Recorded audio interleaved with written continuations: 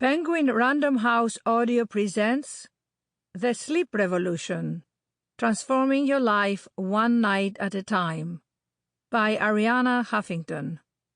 Read for you by Agapi Stassinopoulos. For all those who are sick and tired of being sick and tired. Introduction. I grew up in a one-bedroom apartment in Athens where sleep was revered. After my parents separated when I was 11, my mother, my sister, and I shared that one bedroom. But it was always understood that we should do everything in our power not to wake up anyone who was sleeping. If I had to study after my younger sister went to bed, I would study in the kitchen so the light wouldn't wake her. My mother was adamant about the importance of sleep for our health, our happiness, and our schoolwork. But despite this auspicious beginning, as soon as I left home, first to study at Cambridge, and then to live and work in London, I bought into the prevalent cultural norm of sleep deprivation as essential to achievement and success. FOMO, fear of missing out, became part of my life long before the acronym was invented, probably by sleep-deprived millennials. This new sleep-bedamned approach continued for years, until, as I wrote about in Thrive, I collapsed from sleep deprivation, exhaustion, and burnout in April 2007. I just returned home after taking my daughter Christina, then a junior in high school, on a tour of prospective colleges. The ground rules we'd agreed on, or more accurately that my daughter demanded, were that during the days I would not be on my BlackBerry. But that didn't mean I would stop working, sacrilege. So each night I would eat dinner late and get back to the hotel exhausted. Then, in some sort of role reversal, Christina would do the responsible thing and go to sleep, while I acted the part of the sneaky teenager and stayed up late. After she'd fallen asleep, I'd fire up the computers and the BlackBerries, responding to all the urgent emails and generally attempting to squeeze a full day's work in what should have been my sleep time. This would go on until about 3 a.m., when I couldn't keep my eyes open any longer. And after 3 or 4 hours of sleep, I'd be back up for the day's shift. Work, after all, was much more important than sleep, at least to my 2007 self. Because, hey, I'm running a startup, one that's got my name on it.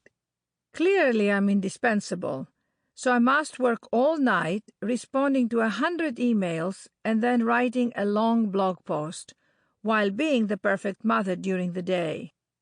This way of working and living seemed to serve me well, until it didn't. The only part of the trip I seem to remember clearly is the cold, rainy morning at Brown, walking around in a daze as if it were finals week. About a third of the way into the tour, Christina leaned over to me and said, "I'm not going to apply here. How about we just drop out of the tour and go get coffee?" I felt like I'd just been given a get-out-of-jail-free card. Yes, where is the closest Starbucks? How quickly can we get there? I hope there is no line. Can't wait for my 4th infusion of caffeine of the day. Just the pick-me-up I need to make it to the night shift. So the college trip was over, but I didn't fly straight home. Instead, I flew first to Portland for a speaking engagement that in my scheduling hubris I said yes to, and then on to LA that night. After getting home very late, I was up again 4 hours later for a CNN interview. I have no idea why I said yes, but there is that level of tiredness where you don't actually even notice you're tired because you no longer remember how not being tired feels. Like being drunk, being that tired not only causes you to make bad decisions, but it also makes you unaware that you are in no state to be making decisions at all. I was sleepwalking through my life. Of course, being Greek, I should have known that hubris always gets punished, and mine was no exception. Once I got to my office after the interview, my body just couldn't take it anymore, and down I went, coming back to consciousness in a pool of blood. And that's how painfully but powerfully rediscovered what my mother, with no formal education and certainly no background in health or science, knew instinctively all those years ago in Athens. No matter the constraints, whether a tiny crowded apartment or a crowded work schedule, sleep is a fundamental human need that must be respected. It's one of humanity's great unifiers.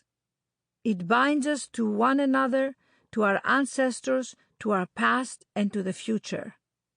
No matter who we are or where we are in the world and in our lives, we share a common need for sleep. Though this need has been a constant throughout human history, our relationship to sleep has gone through dramatic ups and downs. And right now, that relationship is in crisis. The evidence is all around us. For instance, do you know what happens if you type the words "why am I" into Google? Before you can type the next word, Google's autocomplete function, based on the most common searches, helpfully offers to finish your thought. The first suggestion? Why am I so tired? The global zeitgeist, perfectly captured in 5 words.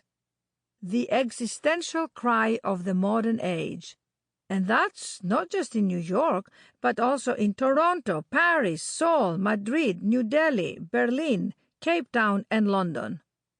Sleep deprivation is the new lingua franca.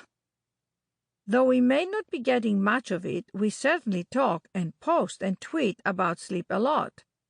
There are nearly 5,000 apps that come up when you search sleep in the Apple App Store, more than 15 million photos under hashtag sleep on Instagram, another 14 million under hashtag sleepy, and more than 24 million under hashtag tired.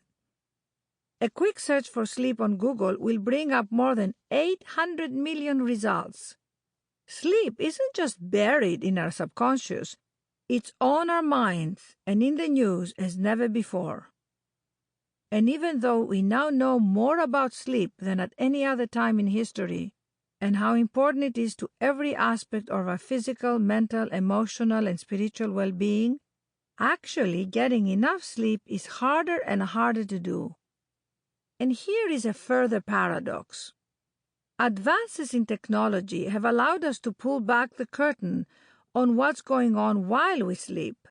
But technology is also one of the main reasons our relationship to this fundamental part of our existence has become so compromised. Of course, it's not just technology that's coming between us and a good night's sleep. It's also our collective delusion that overwork and burnout are the price we must pay in order to succeed. The method or cheat code we use isn't a mystery. Feeling that there aren't enough hours in the day, we look for something to cut. And sleep is an easy target. In fact, up against this unforgiving definition of success, sleep doesn't stand a chance. But this is a woefully incomplete vision of success. That's why I wrote Thrive, to explore the ways in which our lives can be much more fulfilling when we broaden our definition of success, moving beyond the modern matrix of money, status, and power to include well-being, wisdom, wonder, and the power of giving.